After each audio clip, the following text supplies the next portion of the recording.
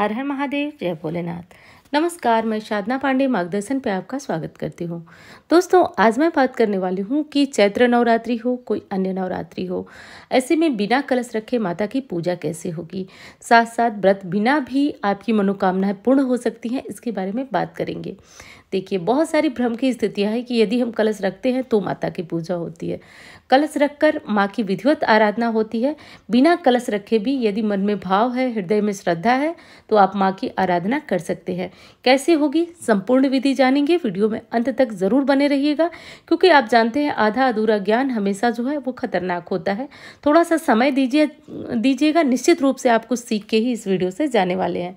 Video पसंद आए तो लाइक जरूर करिएगा और चैनल को सब्सक्राइब कर लीजिएगा। दोस्तों, एक हमारी बहुत पुरानी सब्सक्राइबर है सुषमा जी, उनका भी कमेंट आया है कि शारीरिक क्षमता अब उतनी नहीं रही तो क्या करें, व्रत इस साल नहीं रह पाएंगे, दवाइयाँ लेना है, तमाम तरह के आपके क्वेश्चन है। तो चलिए, पहली चीज़ तो ये है कि व्रत के दौरान औषधि निषिद्ध नहीं है। औषधि लेना आपके लिए अनिवार्य है, दवाइयाँ लेना अनिवार्य है। तो व्रत में आप दवाइयाँ ले सकते हैं, ये टेंशन तो आप बिल्कुल मत लीजिए। दूसरी चीज़ कि कलश नहीं रख पाते हैं तो भी माँ की आराधना हो सकती है। पहली चीज़ तो यह है कि कलश रखना बहुत बड़ी बात नहीं है, बड़ा आसान चीज़ है कलश रखना। फिर भी किसी कारण से आप नहीं रख पाते हैं कलश, तो माँ की आराधना कैसे करेंगे। व्रत नहीं रख पाते हैं उसका भी बिल्कुल भी टेंशन ना लीजिए, लेकिन एक काम करिएगा, आप शुद्ध सात्विक खाना लीजिएगा। घर परिवार वाले यदि नवरात्रि के दौरान भी लहसुन प्याज खा रहे हैं तो आप मत खाइएगा, क्योंकि आपको माँ की दोनों समय पूजा करनी है। आप अलग सब्जी बनाइए, जो भी व्यवस्था करिए, लेकिन आप वो भोजन मत लीजिएगा। आप शुद्ध सात्विक भोजन लीजिए, सब कुछ खाइए, बस लहसुन प्याज मत खाइए। नमक खा लीजिए, अनाज खा लीजिए, कोई टेंशन नहीं, लेकिन लहसुन प्याज मत खाइएगा। अब क्या करना है, देखिए, सुबह सवेरे आप भी जग जाइएगा, सभी व्रतधारी का तो ये नियम है। और सुबह सवेरे जगने के बाद माँ की जो भी फोटो मूर्ति है वहाँ बैठ जाइएगा। जा कर के माँ की फोटो मूर्ति जो भी है वहाँ पे नहा धो करके बैठ जाइएगा। सबसे पहले सूर्य नारायण को जल दे लीजिएगा, तुलसी माँ की पूजा कर लीजिएगा। ये सब करने के बाद आपको माँ की जो भी फोटो मूर्ति है उनके पास बैठ जाइए।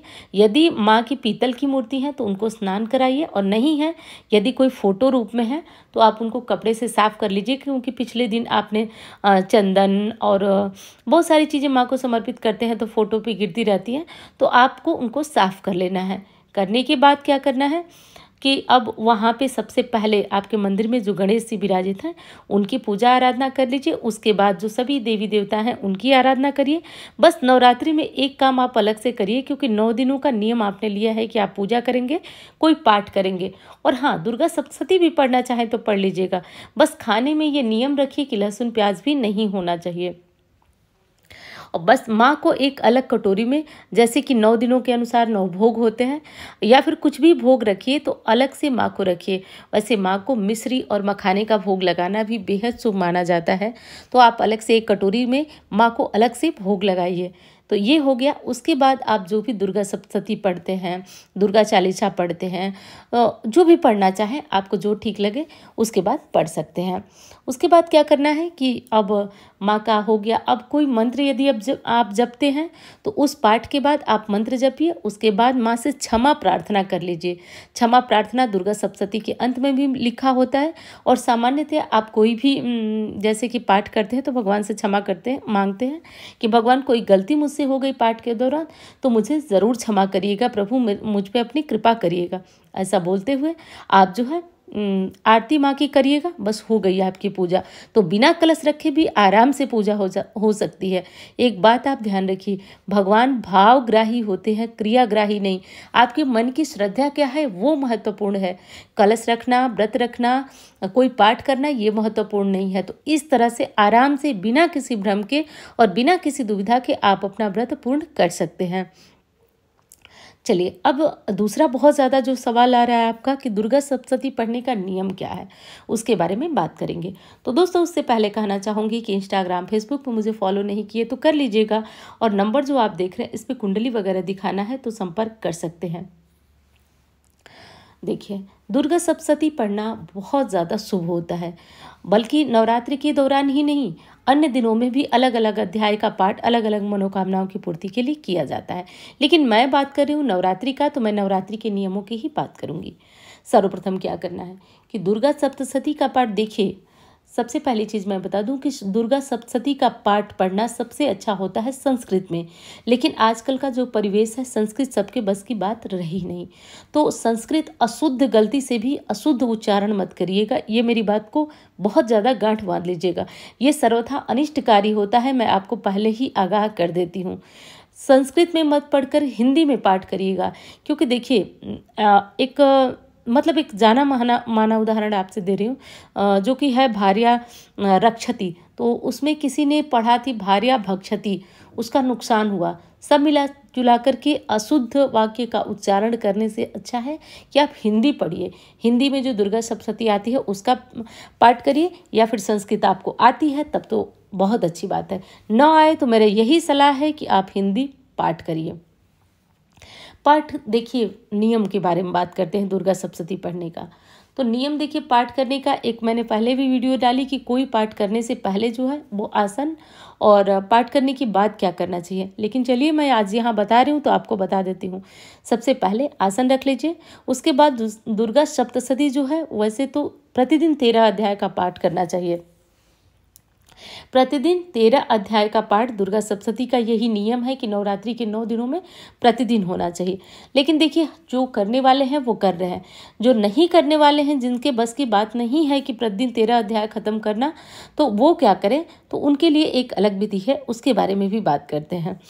तो सबसे पहले क्या करना है कि आपको कोई भी पाठ शुरू करने से पहले एक चीज़ करना है कि आपको थोड़ा सा आचमन वगैरह कर लेना है। आचमन करने की विधि मैं आपको बताती हूँ कि कहीं भी पात्र में आप जल लेके पूजा में बैठे रहते हैं, उस जल में से आप ले लीजिए और अपने बाएं हाथ की सहायता से दाहिने हाथ में जल रखिए और उसको अपने 3 बार जो है अपने मुख से छुआइए, सिर्फ स्पर्श कराइए और ये करा दीजिए। उसके बाद क्या करना है कि ये हो गया आपका आचमन। 3 बार, ध्यान रखिए, 3 बार आपको स्पर्श कराना है। तो स्पर्श का, आचमन का मंत्र जानते हैं, ओम केशवाय नमः, ओम माधवाय नमः, ओम गोविंदाय नमः। ये सब मंत्र वगैरह अगर आपको आता है तो आप पढ़ लीजिए, नहीं आता है तो बस 3 बार मुख से छुआ लीजिए। उसके बाद आप हस्त प्रक्षालन कर लीजिए, हाथ की शुद्धि कर लीजिए। उसके बाद आपको क्या करना है, मतलब हाथ धो लीजिए।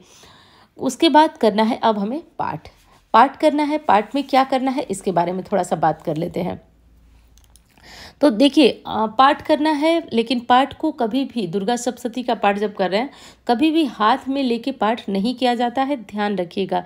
तो आप लकड़ी का कोई पाटा, चौकी है, उस पर रख लीजिए। और रेहल मैं बता चुकी हूँ, कोई भी पाठ करने के लिए लकड़ी का एक स्टैंड आता है जिसको रेहल बोला जाता है, वो ले लीजिए।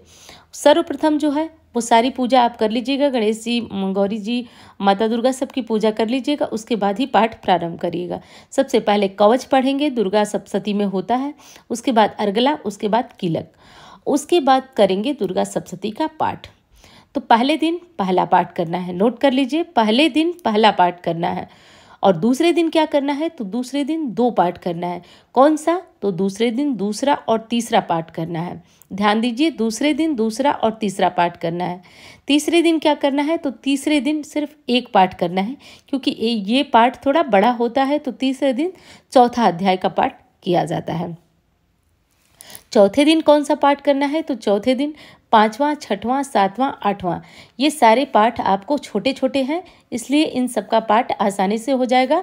तो बिल्कुल घबराइएगा नहीं। यदि आप पहली बार पढ़ने वाले हैं तो आपके मन में लगेगा कि चौथे दिन इतना सारा क्यों, तो घबराइएगा नहीं, आराम से हो जाएगा। ये पाठ छोटे होते हैं। 5वां दिन 9वां और 10वां पाठ करना है। तो ध्यान दीजिए, 5वें दिन 9वें और 10वें अध्याय का पाठ आपको समाप्त करना है। 6ठे दिन 11वें अध्याय का पाठ आपको समाप्त करना है। 7वें दिन जो है 12वां और 13वां अध्याय समाप्त करना है। ऐसा कर लीजिए। और 8वें दिन बहुत सारे लोग कन्या पूजन करते हैं, बहुत सारे लोग 9वें दिन करते हैं। तो सब मिला जुलाकर सप्तमी तक ये पाठ हमारा समाप्त हो जाता है। बाकी कोई मंत्र जपना है या फिर 8वें दिन कन्या पूजन करना है, जो भी करना है, उसके बाद की विधियां आप आराम से कर सकते हैं। तो ये आसान विधि है। दुर्गा सप्तशती पूरे नवरात्र के अंदर आपकी खत्म हो जाती है और पूरी जो है महाविद्या की एक कहा जाता है कि महाविद्या के तरीके से ये पाठ होता है। तो ये पाठ भी काफ़ी फलदायी होता है। आप 13 अध्याय एक दिन में नहीं खत्म कर पाते हैं तो कुछ लोग जो है एक एक अध्याय 2-2 अध्याय अपने अनुसार करते हैं, लेकिन शास्त्र में उसका अलग नियम बना हुआ है। जो नियम मैंने अभी बताया उस नियम के अनुसार जो है आप इस पाठ को समाप्त कर लीजिएगा। तो और कोई यदि नवरात्रि के अंदर और कोई आपकी दुविधा हुई और मैं रिप्लाई नहीं कर पाई तो निश्चित रूप से आपकी इसी तरह के प्रश्नों का जवाब मैं इसी तरह से वीडियो बनाकर देती रहूँगी। तो उम्मीद करती हूँ ये वीडियो आपको बहुत पसंद आएगी। अच्छी लगे तो लाइक करिएगा और चैनल को सब्सक्राइब जरूर कर लीजिएगा। तो चलिए मिलती हूँ इस तरह के वीडियो के साथ। धन्यवाद। भोलेनाथ का नाम लेते रहिए। हर हर महादेव।